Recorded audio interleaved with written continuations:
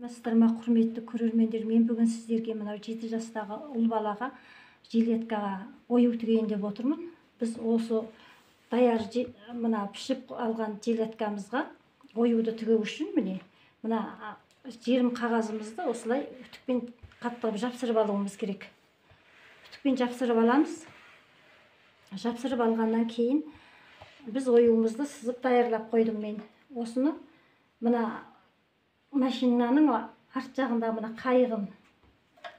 қайығын алып, осы қайықта тұрған мына кішкентай мына қанатындағы мына бұрандаманы сәл бері қарай бұраймыз. Сәл бері қарай бұрап босатамыз. Осыны сәл босатқаннан кейін мына зер жіп дейді мында, мына жуан зер жіппен біз осыны тігеміз.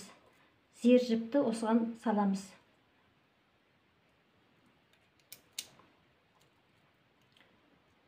Зер жібімізді мына шөрікті орналастырғаннан кейін мынау жібіміз біздің бос болып тұрады. Міне осыны салып тігеміз. Осыны тікпес бұрын мына машинамыздың мына жердегі мына құлағы дейді, мына құлағын кішкене сәл қатайтып қоямыз. Өйткені біз астындағы жіпті бері қарай қатты мынау тартып бері шығарып тұру керек. Өйтпесе ол астына бөртіп дұрыс болмайды, тігісіміз дұрыс болмайды. Енді мен сіздерге осы кестесін тігіп көрсетейін.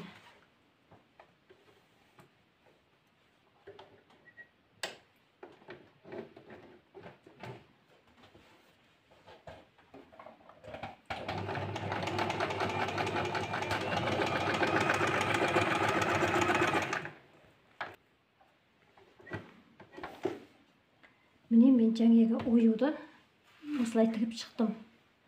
Міне оюымыз әдемі болып тігілді. Енді осы оюдың ішкі жағын біз толтырып тағы да бір қайта жүруіміз керек. Ол үшін мен мынандай кішкентай сары жылтыр жіпті даярлап қойдым. Осы кішкене сары жіппен тігеміз. Ол үшін тағы да біз мына қайығымыздың жаңағы қанатымызды мына жуан жіпті салғанда біз босатып қойдық қой жаңа. Енді осыны қайтадан орнына қайта келтіріп аламыз. Өйтпесе бұл тағы да дұрыс болмай қалады. Осылай жіпімізді қайта қайтамыз дағы екінші шөрікті саламыз.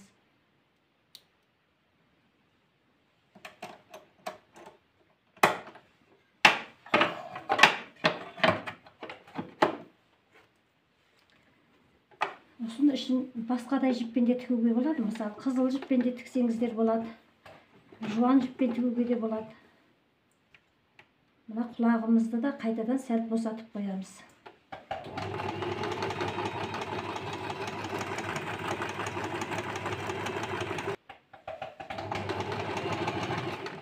Осындай жақсы оюларды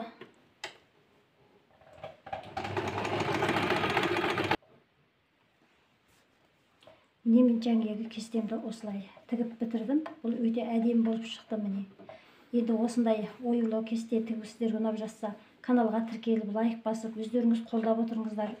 Өздеріңіздің қалай кесте тігетіндеріңізбен бөлісе отырыңыздар.